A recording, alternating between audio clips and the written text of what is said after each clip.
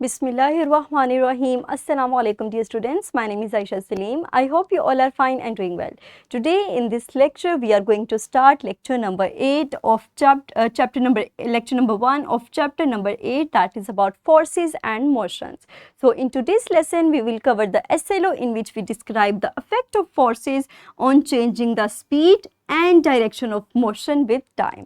सो आज के लेसन को हम स्टार्ट करते हैं by revising the previous knowledge. So what did you learn about the force in previous grades? Very good. So हम इसको डिफाइन करते हैं कि फोर्सेस आर द पुश और pull that stem from the interaction between objects. तो forces basically दो word से describe की जाती हैं. Number 1 is the push and second is the pull. तो इसी तरह हम अपने इस नॉलेज को मजीद रिवाइज करेंगे by solving a worksheet. So here is the worksheet. आप इस वर्कशीट को सॉल्व कीजिए, अपनी वीडियो को कुछ देर के लिए पॉज कीजिए और जल्दी से इस वर्कशीट को सॉल्व कीजिए. Very good. नेक्स्ट हम मूव करते हैं कि do we apply forces only by pushing and pulling. क्या हम सिर्फ पुश या पुल करके फोर्स को अप्लाई कर सकते हैं? तो the answer to this question is कि हमारे पास पुश और पुल की डिफरेंट फॉर्म्स होती हैं और उन फोर्सेस और उनके ज़रिए से हम डिफरेंट फोर्सेस अप्लाई कर सकते हैं, जैसे gravitational force, tension, electrostatic force and magnetic force. तो आज के लेसन के अंदर हम पढ़ेंगे कि ये फोर्सेस बेसिकली क्या करती हैं. तो क्या आप मुझे बता सकते हैं कि what can forces do? Very good. तो हमारे पास फोर्सेस बहुत ज़्यादा काम परफॉर्म करती हैं. Like they can move the stationary object, they change the speed, stop a moving object, change its direction and also change the speed, also change the shape and size of the object. तो क्या कोई ऐसे example है आपके जहन के अंदर कोई भी डेली लाइफ से जहाँ पे हमारे पास फोर्स इनमें से कोई भी एक फैक्टर को परफॉर्म कर रही हो? Very good. तो लेट्स हम मूव करते हैं अपने फर्स्ट पॉइंट की तरफ जहाँ पे फोर्स मूव करेगी हमारे पास किसी भी स्टेशनरी ऑब्जेक्ट को. तो when a stationary object is push या uplift the object moves. Let's understand this with the help of example. अगर हम किसी बॉल को हल्का सा पुश करेंगे तो वो हमारी तरफ से फोर्स अप्लाई की जाएगी और ऑब्जेक्ट हमारे पास मूव करेगा. इसी तरह अगर आप किसी बॉल को किक करोगे तो you applied the force in order to move that object. और इसी तरह हमारे पास कुछ एग्जांपल्स हैं कि अगर हम स्टेशनरी बॉक्स को अपलिफ्ट करेंगे तो ये भी हमने फोर्स अप्लाई करके उस बॉक्स को अपलिफ्ट किया. इसी तरह नेक्स्ट एग्जांपल है हमारे पास वाटर की, जो कि फोर्स अप्लाई करता है, पुश करता है अपने साथ अपने दरमियान में रास्ते में आने वाली तमाम चीज़ों को. So this basically water move the things by pushing them.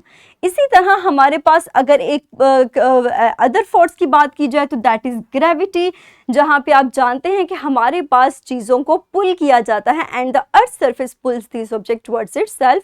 और ये हमारे पास भी फोर्स की एक किस्म है. नेक्स्ट हमारे पास जो पॉइंट है that is the change the speed of the object. So forces हमारे पास ऑब्जेक्ट की स्पीड को भी चेंज कर सकती हैं. फॉर एग्जांपल कि अगर आप ऑपोजिट डायरेक्शन में अपनी फोर्स को अप्लाई कर रहे हो तो ये ऑब्जेक्ट की मोशन को स्लो डाउन करेगी. लेकिन अगर आप उसी डायरेक्शन में सेम डायरेक्शन में फोर्स अप्लाई कर रहे हो तो this speeds up the motion of the force. Let's understand this also with the help of example कि अगर आप स्केटबोर्ड इस्तेमाल कर रहे हो और आप उसी डायरेक्शन में फोर्स अप्लाई करते हो तो आप मोशन को स्पीड अप करोगे. लेकिन इसी तरह अगर हम साइकिलिंग कर रहे हैं तो साइकिलिंग के दौरान भी अगर हम पेडल ज़्यादा करेंगे तो हमारे पास उसी डायरेक्शन में पेडल करने के नतीजे में फोर्स अप्लाई होगी और मोशन हमारी स्पीड अप होगी. नेक्स्ट हमारे पास है फ्लड के केस में रास्ते में आने वाले जो पत्थर होते हैं वो पानी के बहाव के लिए एज अ बैरियर काम करते हैं और वो उसके फ्लो को स्लो डाउन कर देते हैं. इसी तरह नेक्स्ट पॉइंट है हमारे पास कि stopping a moving object. When force is applied in the opposite direction, अगर हम फोर्स को ऑपोजिट डायरेक्शन में अप्लाई करेंगे तो it will stop the moving object. तो हमारे पास जो मूविंग ऑब्जेक्ट है वो स्टॉप हो जाएगा. इसके एग्जांपल है कि अगर आपके पास कोई बॉल है तो और आपने ऑपोजिट डायरेक्शन में फोर्स अप्लाई की है तो this will stop the moving object. इसी तरह अगर आप कोई गेम खेल रहे हो, कोई बॉल है वो ऑपोजिट डायरेक्शन से आया, आपने फोर्स अप्लाई की तो उस बॉल को, उसकी मोशन को स्टॉप कर दिया। इसी तरह हमारे पास जो ब्रेक्स अप्लाई होती हैं कार में, वो भी हमारे पास एग्जांपल है that will stop the moving object. Further हमारे पास कोई भी फॉलिंग ऑब्जेक्ट होगी जिसमें हमारे पास बॉल भी आ सकती है, तो this is also an example of the force that stops the moving object. Next हमारे पास पॉइंट है कि changing the direction of motion, तो forces from the side changes the direction of motion. For example अगर आपने force को side से apply किया तो ये हमारे पास ऑब्जेक्ट की मोशन की डायरेक्शन को चेंज कर देगी। इसी तरह अगर हम कोई गेम देखें लाइक फुटबॉल, तो इस तरह के गेम में आप साइड से पुश करके फोर्स अप्लाई करके बॉल की मोशन की डायरेक्शन को चेंज कर सकते हो। नेक्स्ट हमारे पास एग्जांपल है इसमें एक फुटबॉल गेम की, जिसमें हम फोर्स को अप्लाई करके तो बॉल की डायरेक्शन को मल्टीपल टाइम्स चेंज करते हैं। इसी तरह हमारे पास एग्जांपल है एक डैम्स की। डैम्स में से प्रेशर से आने वाला पानी, रास्ते में आने वाली जितनी भी चीज़ें होती हैं उनकी डायरेक्शन को बाय अप्लाइंग द फोर्स उनकी डायरेक्शन ऑफ मोशन को चेंज कर देता है।